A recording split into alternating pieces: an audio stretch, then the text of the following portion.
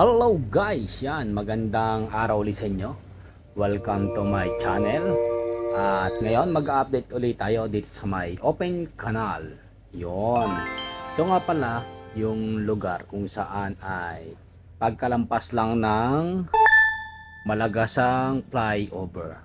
Ayan na guys, yung ating update dito. Yan, ito yung unang araw na nagbuhos kami dito sa lugar na ito. At ngayon ay inaayos na nga ito. Yan, at ginagawa ng concrete. Makita nyo naman guys. Yan, medyo mahaba-haba na nabuhusan dito. At sa mga susunod ay madadaanan na rin to. Guys, yan nga pala ay ginawa mo ng one lane doon sa kabila. Balik 2 lane sa lubungan. Yan. Kung dati itong dadaanan natin na ito ay available dahil nga po ito ay inaayos, yan, pansamantala, yan, ginagamit muna namin para dito kami dumaan.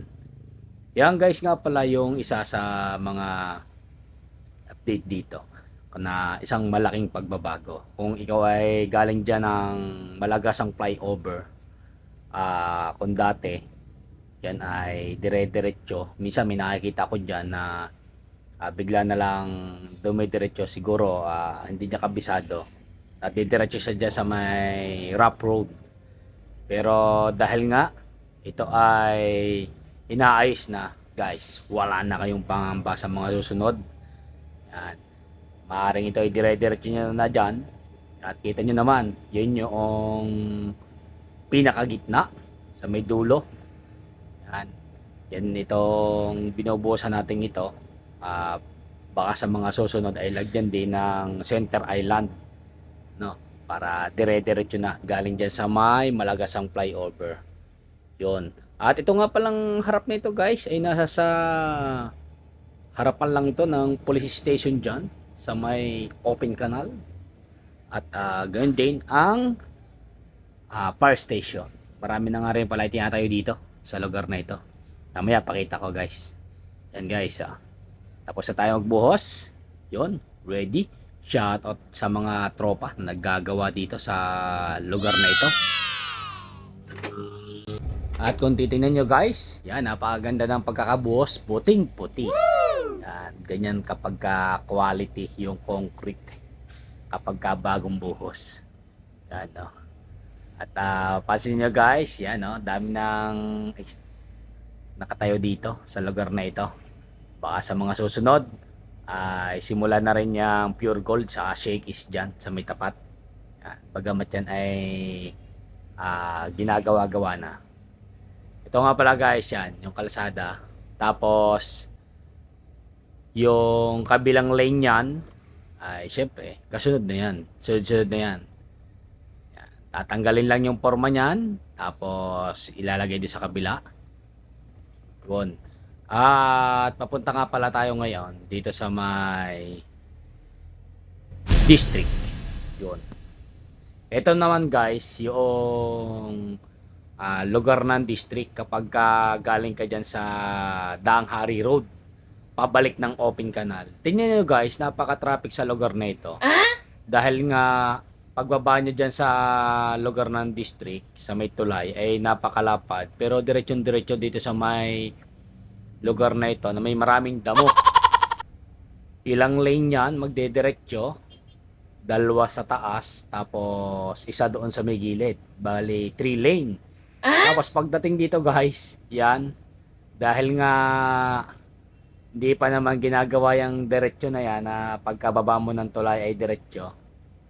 Dito lang tayo dadaan sa may gilid ng open canal, ay 2 lanes lang po yan. Isang palabas at isang papasok. Kaya ang nangyayari kapag maraming sasakyan, nagbo-volume, yan, dito nagkakaroon ng problema. Masyadong matraffic sa lugar na ito. At sana masolusyonan agad to, no? At parang merong ano na dito gagawin na sila. Yan, sa lugar na ito. Tingnan nyo guys sa may bandang unahan natin. Kung ano yung mapapansin nyo. Paglampas natin dito sa traffic na ito. ito yung makikita nyo kung kayo ay galing dyan ng district. Yan, yung tambak ng lupa na ito. At ito naman guys, itong lugar natin na ito ngayon ay papunta naman tayo ngayon ng tulay ng district, open canal. Kung ito ay samintado, itong pinanggalingan natin, tapos itong kadiretso na ito ay tinambakan ng lupa. Yan. Napansin nyo ba? Yan no. May tambak ng lupa sa kanan. Yan, 'di ba? Yan po ay dati ay kanal. Yan. Pero ngayon ay tinambakan nila ng lupa. 'Yun. Bakit kaya nila tinambakan ito? Yan. Ibig sabihin, edi wala na ngayon tubig na dadaan dyan sa ilalim kasi may tambak na. At maaari na kapag umulan, dyan sa may lugar ko saan may lumalabas sa tubig dyan, sa may bago magtaas ng district ng tulay ay umapaw. Yan. Pero may purpose siguro ito. Yan, itong lugar na ito. Yan, nasa may kanan na yan. Kung mapapansin nyo naman, no, yan, pinapantay nila dito sa may kalsada. Yan lugar na ito. Yan no. Sa may kanan. Ito po yung makikita nyo kapag kayo ay galing dyan ng district, tulay ng district, nasa kaliwa naman siya. Dahil tayo ay papunta ng tulay ng district, nasa may kanan siya. Yan. Kung mapansin nyo guys, para siyang gagawing daan. Bakit kaya? Maaari kaya ang sisimula na yung madamong lugar na yan sa may kaliwa. Yung kung ikaw ay galing ng tulay ng district, ay yung pinakadiretso. Yan, nasa may kaliwa na yan. Maaari na sigurong simulan yan kapag pansamantala siguro nagawa ng kalsada yan. Yan. Dahil ang lugar nito sigurado, kapag po yan ay ginawa, ay maaari na itong dinadaanan natin ito ay madamay o gamitin din. Yan, magkakaroon ng traffic. Kaya siguro kaya tambakan yan. Saka makikita nyo guys, oh, may tubig na yung kanan na yan. Kapag umapaw yan, syempre babaha dito. Baka gawaan nila ng paraan yan na may dadalo yan ng tubig. Mapansin nyo mga guys, oh, kapag galing ka ng tulay ng district, yan, oh, nagta-traffic dito. Yan yung gagawaan na nila dyan ng action.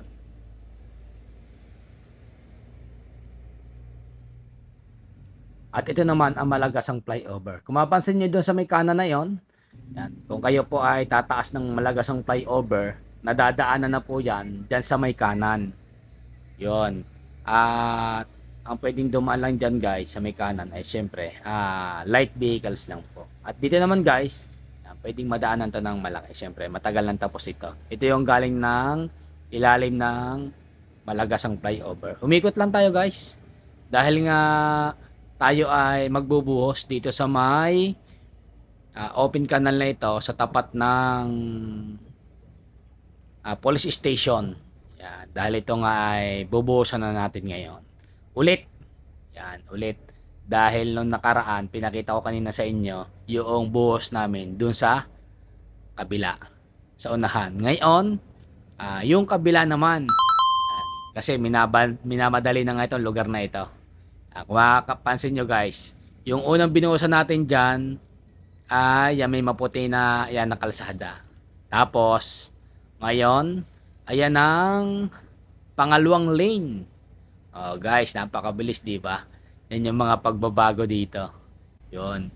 At kung titingnan nyo naman guys ito, yung sinasabi ko kanina sa inyo na kapag kayo ay galing ng district na daan, pagka po kayo ay pataas ng Malagasang flyover, yan, ito yung nasa may kanan na yan, medyo matagal-tagal na rin na nadadaanan ito. May nakikita pa rin kasi ako na dito dumadaan sa taas tapos nag-u-turn. Yan, pwede na po kayong dumaan dito sa may kanan. Ayan no, sa may kanan. Yan, nadadaanan na po yan. O yan, ang pinaka ginagawa na lang po dyan ay nasa may dulo. Maaring yun ay may konti pa silang ginagawa. At ito naman yung pataas ng Malagasang flyover. Yan. Kita niyo naman. At magandang maganda na yung lugar na ito at lalo pang pinapaganda. Yan, pinapabilis. Siguro bago matapos yung SM dyan ay nadadaanan na siguro lahat ito. Malaki-laki ng daan ito. Yun. At ito na nga guys yung pagbubuhos natin ng second lane. Yun, ayos na. Shout out sa mga tropa na gumagawa dito. Paspasan na ang paggawa dito. At ito naman yung huling balik namin. Ito guys, mapansin nyo. Kami na ba? Ito na ang last part guys ng ating binubuhusan dito na kalsada sa open canal. Yan, patapos na. At kapag ito natapos guys ay maganda dahil pagkagaling nyo ng flyover ng Malagasang, dire-diretso na dito, hindi na kayo kakaliwa. Yan, diretso na dito sa kalsada na ito. Malawak na papunta dito. Yon. Yan. Hindi na may ilang pa. Yung iba kasi nung dati nakikita ko, nung ito ay hindi pa ginagawa, lupa pa. May napapadiretso ng mga ilang sasakyan naman, minsan kotse. Akala nila diretso yung daan. Pero syempre, yan ngayon ay tapos na. Diretso na talaga. Kaya pagbaba dyan ng Malagasang flyover, ay napakaganda ito, bagong gawa. Yan yung bagong update natin dito sa open canal na ito. Maaaring ito February baka buksan to. Kasi magse-setting pa yung na yan bagong buhos lang. Isang buwan mahigit o 1 month bubuksan to para madaanan ng publiko. Kasi pagka naka 1 month na, pwede na itong daanan. Pero mas maganda kung sosobra ng konti para mas matigas-tigas. Yun. Hanggang dito ang bubuhusan natin. Isasagad na yan dito sa lugar na ito. Ito nga pala ang ginagawa na ito sa may open canal. Ito lang yung tapat na may police station dito. Bagong police station ng Imus at fire station ng Imus. At may ginagawa rin ditong Shakey's. At siguro sa susunod doon naman sa dulo, may Pure Gold din doon. Tapos yun ang McDo. Yan. Yan tropa, tapos na. Atras na doon sa dulo. Yan, shout out kay Hill Patete. Yan na. Medyo mahaba-haba pa. Medyo gabi na ang pagbubuhos namin dito sa lugar na ito. Gandahan lang na pagbubuhos kasi pagka gantong medyo palamig na yung panahon, ang advantage nito ay hindi nagpuputok-putok o hindi nagkaka-hairline yung ating mga concrete. Yun yung pinakamaganda kapag gabi nagbubuhos o kaya gantong hapon ng kalsada. Yan, hindi nagkakaroon ng hairline. Kasi pagka mainit, tanghaling tapat nagbuhos, nagkakaroon talaga ng hairlines yun. Pero pagka gantong gabi na, yan, hindi yan, kasi palamig. Hindi siya basta-basta magbibitak-bitak. Yan guys, umatras na ang ating tropa. Papunta doon. Yun o. Ayan lang yung naatrasan. Ingat lang ng konti. At baka sumabit dito sa mga bakal na ito, mabubutas ang ating gulong. Yan. Okay, diretso. Yun o. Okay. Ating tropa. Shoutout kay Sunga. Yun.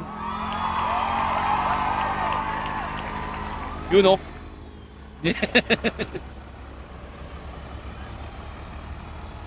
Yan. Yan. Yan lang guys ang inaatrasan pagka sa mga gantong pagbubuhos. Pagpasok. Yan. Ingat lang, talagang may mga gantong bakal. Ganito lang talaga yung bakal guys ng ng kalsada. Yung pagdudugtungan lang. Hindi yan nilalagyan ng bakal ang mga ganito. Yung nilalagyan lang po ng may mga bakal, isa ba makakita kayo ng may kalsada na merong bakal. Yung pong ilalim nun ay malambot. Maaring meron pong kanal sa ilalim yon. Kaya po yun ay nilalagyan ng ganong bakal. Pero pagka po ganito, wala namang kanal. Wala pong ano yan. Kasi talagang itong ano na ito, na pit-pit niya ng gusto ng pison. Yan. Yun o. Okay. Hanggang dito lang guys ang ating update. Maraming salamat sa inyong panonood. At abangan nyo guys yung ibang update pa dito na magiging maganda sa mga darating na panahon. Kasi may mga update dito sa mga open canal pa na tinitingnan pa natin kung ano yung gagawin. Abang-abangan nyo yan guys para maging update kayo kasi baka sa mga susunod pagka nag-umpisa na yon yung mga project na yon ay magkaroon ulit ng traffic dyan sa open canal na yan. Pwede po kayong makaligoy kapag po sinisimulan na yan. Yan, hanggang dito lang guys muna ang ating update. Salamat.